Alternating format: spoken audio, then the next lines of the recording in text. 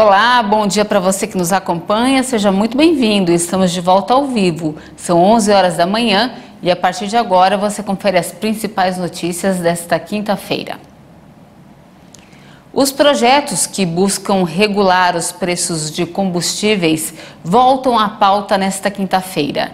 Essa é uma nova oportunidade para a votação que pretende reduzir o preço dos combustíveis nos postos de gasolina. O projeto de lei complementar propõe a simplificação do Imposto sobre a Circulação de Mercadorias e Serviços, o ICMS, sobre combustíveis em todo o país. O outro projeto de lei cria a conta de estabilização para conter as constantes mudanças no preço do petróleo e demais variáveis que afetam os valores dos combustíveis, para que sejam sentidos diretamente nos postos de gasolina. Além disso, a proposta deve alterar o cálculo do preço dos combustíveis no país. O governo federal apoia a aprovação apenas de um dos projetos, aquele que prevê uma alíquota única para o ICMS sobre os combustíveis. Mas a medida enfrenta resistência entre os governadores, que temem reduzir a arrecadação se o texto for aprovado. Caso passe no Senado, a proposta ainda volta à Câmara para mais uma análise. Enquanto as alíquotas não forem unificadas, o senador estabeleceu uma forma de transição e uma base de cálculo para o imposto sobre o diesel e o biodiesel. Esse valor deve ser a média do preço dos últimos 5 anos. Os combustíveis estão entre os 4 maiores responsáveis pela alta da inflação, que dispararam mais de 49% entre janeiro e dezembro. O avião da FAB, com brasileiros e estrangeiros que estavam na Ucrânia, chegou nesta manhã em Recife, Pernambuco. Depois da parada, a aeronave seguiu para Brasília.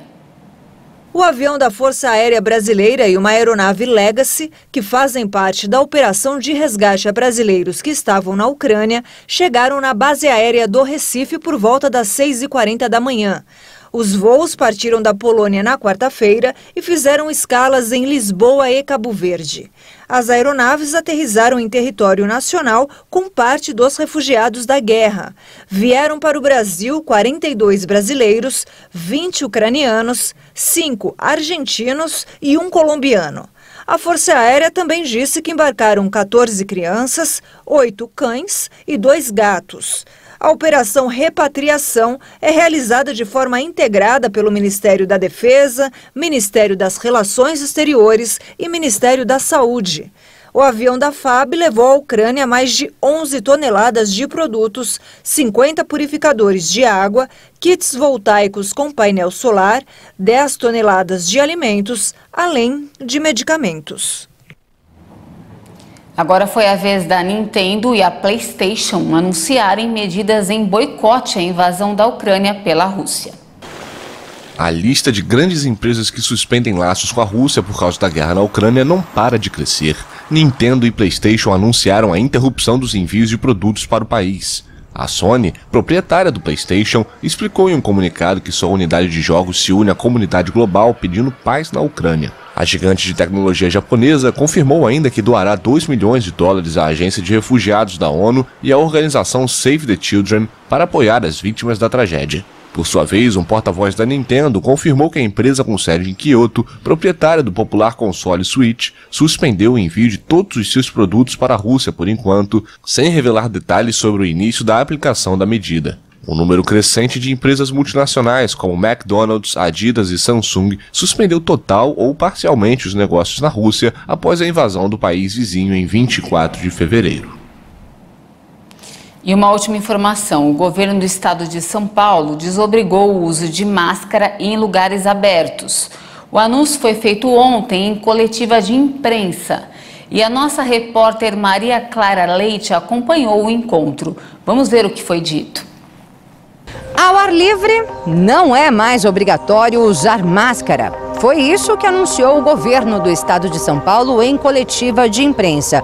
Portanto, em lugares como este aqui em que nossa equipe está neste momento, já é possível respirar mais livre.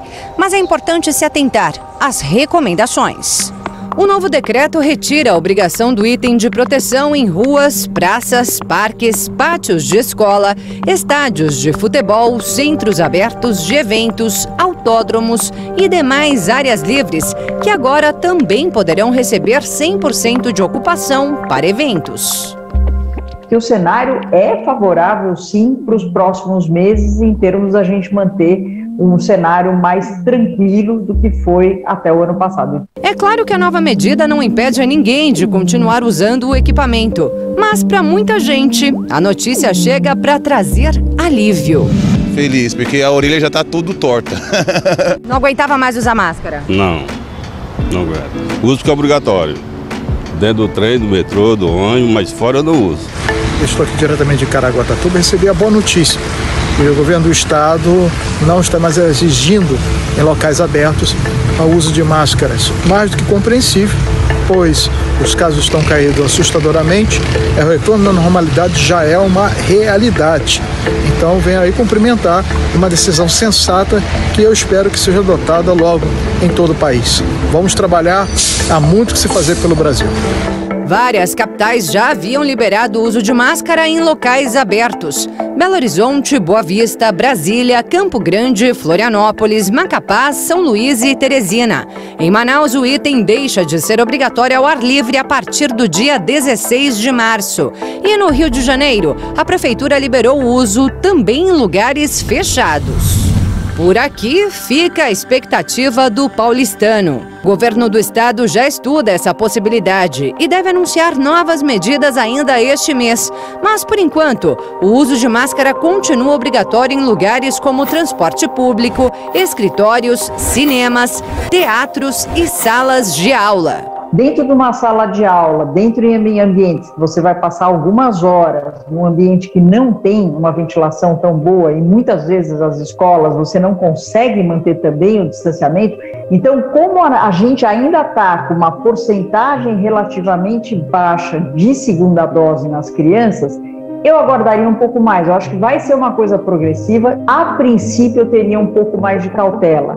A infectologista também recomenda a manutenção da máscara para aquelas pessoas que, neste momento, estão com a imunidade mais frágil. Vamos supor que eu tenha um paciente que está fazendo uma quimioterapia, um tratamento para câncer, ou em alguma situação de maior vulnerabilidade. Esta pessoa, ela vai se sentir mais segura e eu acho correto, caso ela se aproxime de alguém e resolva colocar a máscara. Enquanto isso, muita gente segue sonhando com a volta daquele velho normal sem máscara em qualquer ambiente. Mas a especialista lembra que essa é só mais uma pandemia. Não é a última, nós teremos novas pandemias. Eu tenho sempre falado, e é verdade, os micro-organismos, vírus, bactérias, estão aqui na Terra muito antes da gente. E eles vão permanecer muito mais do que a gente. E olha só, essa edição fica por aqui. Muito obrigada pela sua companhia. A gente volta a se encontrar daqui a pouquinho na edição de 1 da tarde. Eu e a Dani Paris esperamos você. Até mais.